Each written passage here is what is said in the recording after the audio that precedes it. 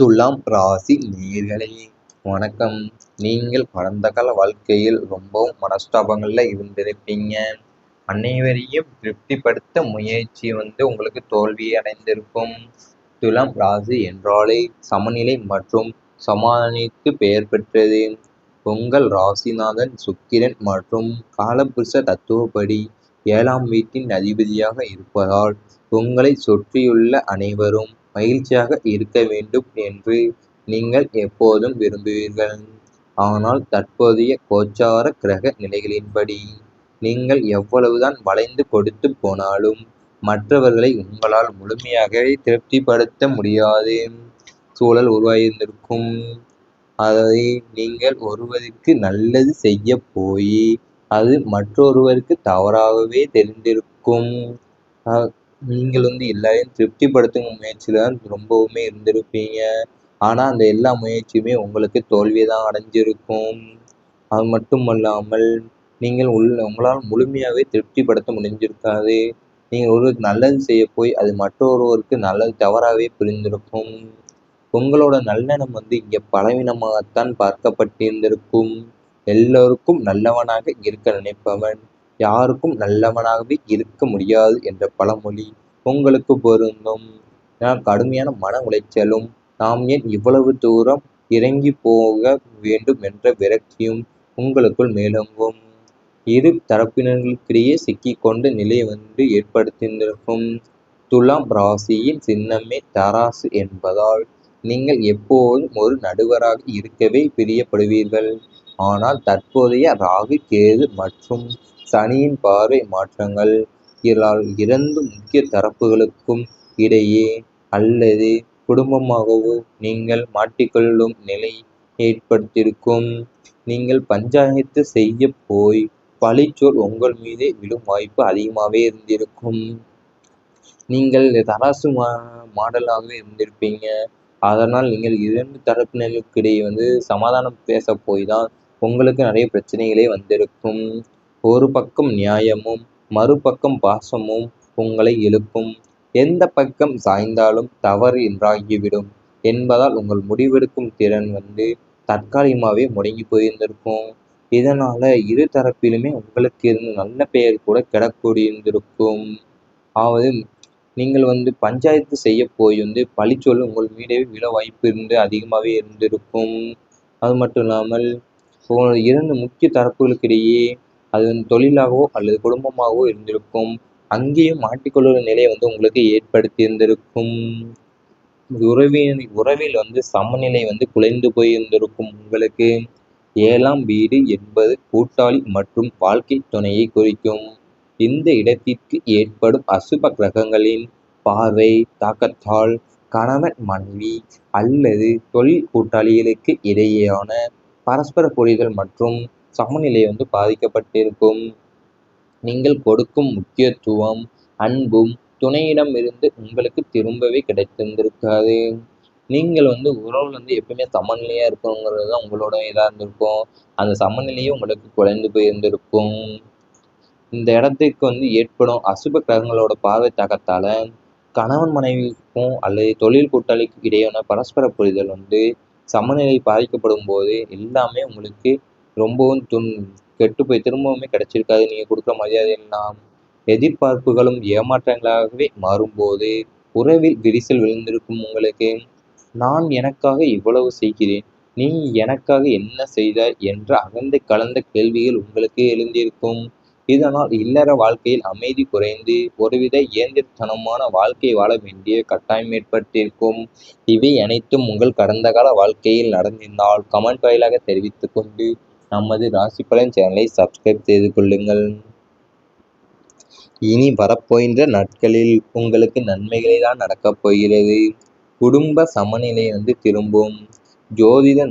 அதாவது ஜோதிட ரீதியாக துலாம் ராசிக்கு 2ஆம் இடம் என்பது குடும்பஸ்தானம், 4ஆம் இடம் என்பது சுகஸ்தானம்.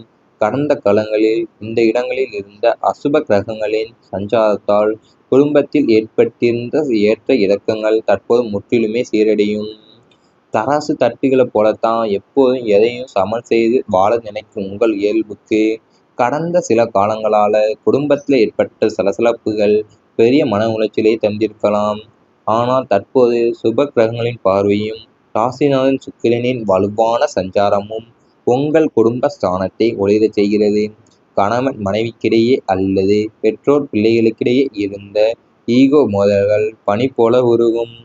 குடும்ப உறுப்பினர்கள் ஒவ்வொருவரும் தங்கள் பொறுப்புகளை உணர்ந்து செயல்படத் தொடங்குவீர்கள்.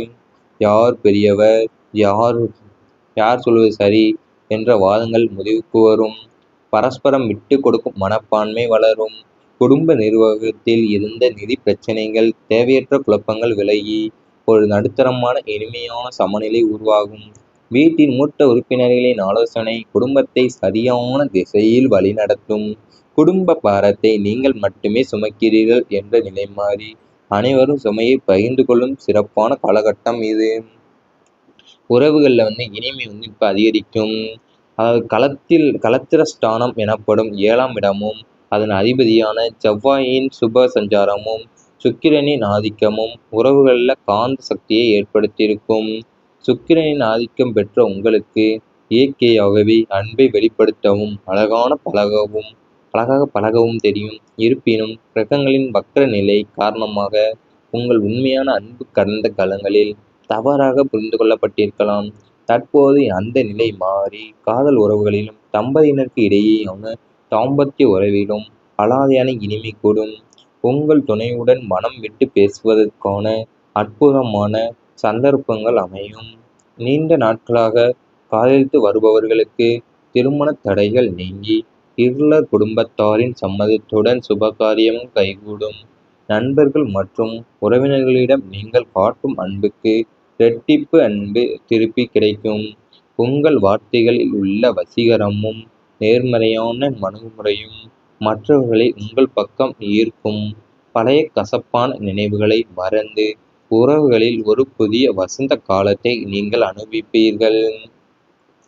மனக்கசப்புகள் குறையும். உங்களுக்கு மனதிற்கு காரகனான சந்திரன் மக்கும் வாக்கு ஸ்தானமான 2ஆம் இடத்தின் மீது விழும் குருவின் சுப பார்வையால் எதிர்மறை எண்ணங்கள் மறையப் போகிறது. உங்களுக்கு வாய் விட்டு சிரித்தால் நோய் விட்டு போகும் என்பார்கள்.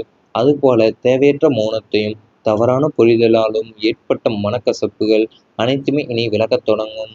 குறிப்பாக பங்காளிகள், உடன் பிறந்தவர்கள் அல்லது நெருங்கிய நண்பர்களுடன் இருந்த நீண்ட நாள் பகைமை முடிவுக்கு வரும். நீங்கள் சொல்ல வந்ததை சரியாக புரிந்து கொள்ளாமல் உங்களை விட்டு விலகி சென்றவர்கள் தாங்கள் செய்த தவறை உணர்ந்து தாமாகவே முன்வந்து உங்களிடம் மன்னிப்பு கேட்பாங்க. நீங்களும் உங்கள் தராசு குணத்திற்கேற்ப பழைய குறைகளை மனதில் வைத்து கொள்ளாம அவர்களை பெருந்தன்மையோடு மன்னித்து ஏற்றுக்கொள்வீங்க. தேவையில்லாத வாக்குவாதங்களில் ஈடுபடுவதை தவிர்த்து அமைதியாக புன்னகையுடன் கடந்து செல்லும் பக்குவமும் உங்களுக்கு வரும். இது உங்கள் மன அழுத்தத்தை வெகுவாக குறைத்து ஆழ்ந்த அமைதியை தரும். இவை அனைத்தும் இனி வரப்போகும் நாட்களில் நடந்தால் கமெண்ட் வாயிலாக தெரிவித்துக் கொண்டு நமது ராசிபலன் சேனலை சப்ஸ்கிரைப் செய்து கொள்ளுங்கள். பார்வையும் ராசிநாதன் சுக்கிரனின் வலுவான சஞ்சாரமும் உங்கள் குடும்ப ஸ்தானத்தை ஒளிரச் செய்கிறது. கணவன் மனைவிக்கிடையே அல்லது பெற்றோர் பிள்ளைகளுக்கிடையே இருந்த ஈகோ மோதல்கள் பனி போல உருகும். குடும்ப உறுப்பினர்கள் ஒவ்வொருவரும் தங்கள் பொறுப்புகளை உணர்ந்து செயல்படத் தொடங்குவீர்கள். யார் பெரியவர், யார் சொல்வது சரி என்ற வாதங்கள் முடிவுக்கு வரும். பரஸ்பரம் விட்டு கொடுக்கும் மனப்பான்மை வளரும். குடும்ப நிர்வாகத்தில் இருந்த நிதி பிரச்சனைகள், தேவையற்ற குழப்பங்கள் விலகி ஒரு நடுத்தரமான இனிமையான சமநிலை உருவாகும். வீட்டின் மூத்த உறுப்பினர்களின் ஆலோசனை குடும்பத்தை சரியான திசையில் வழிநடத்தும். குடும்ப பாரத்தை நீங்கள் மட்டுமே சுமக்கிறீர்கள் என்ற நிலை மாறி அனைவரும் சுமையை பகிர்ந்து கொள்ளும் சிறப்பான காலகட்டம் இது. உறவுகளில் இனிமை இப்போ அதிகரிக்கும். அதாவது களத்திரஸ்தானம் எனப்படும் 7ஆம் இடமும் அதன் அதிபதியான செவ்வாயின் சுப சஞ்சாரமும் சுக்கிரனின் ஆதிக்கமும் உறவுகளில் காந்த சக்தியை ஏற்படுத்தியிருக்கும்.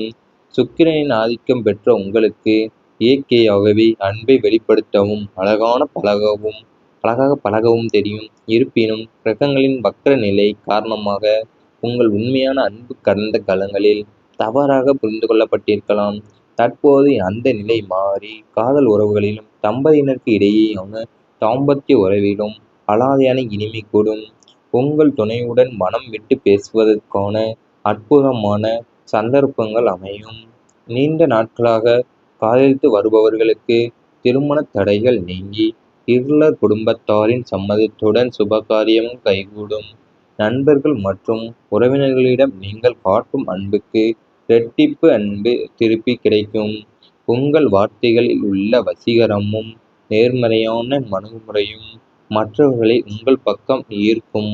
பழைய கசப்பான நினைவுகளை மறந்து உறவுகளில் ஒரு புதிய வசந்த காலத்தை நீங்கள் அனுபவிப்பீர்கள். மனக்கசப்புகள் குறையும். உங்களுக்கு மனதிற்கு காரகனான சந்திரன் மக்கும் வாக்கு ஸ்தானமான 2ஆம் இடத்தின் மீது விழும் குருவின் சுப பார்வையால் எதிர்மறை எண்ணங்கள் மறையப் போகிறது. உங்களுக்கு வாய்விட்டு சிரித்தால் நோய் விட்டு போகும் என்பார்கள். அதுபோல தேவையற்ற மௌனத்தையும் தவறான புரிதலாலும் ஏற்பட்ட மனக்கசப்புகள் அனைத்துமே இனி விலகத் தொடங்கும். குறிப்பாக பங்காளிகள், உடன் பிறந்தவர்கள் அல்லது நெருங்கிய நண்பர்களுடன் இருந்த நீண்ட நாள் பகைமை முடிவுக்கு வரும். நீங்கள் சொல்ல வந்ததை சரியாக புரிந்து கொள்ளாமல் உங்களை விட்டு விலகி சென்றவர்கள் தாங்கள் செய்த தவறை உணர்ந்து தாமாகவே முன்வந்து உங்களிடம் மன்னிப்பு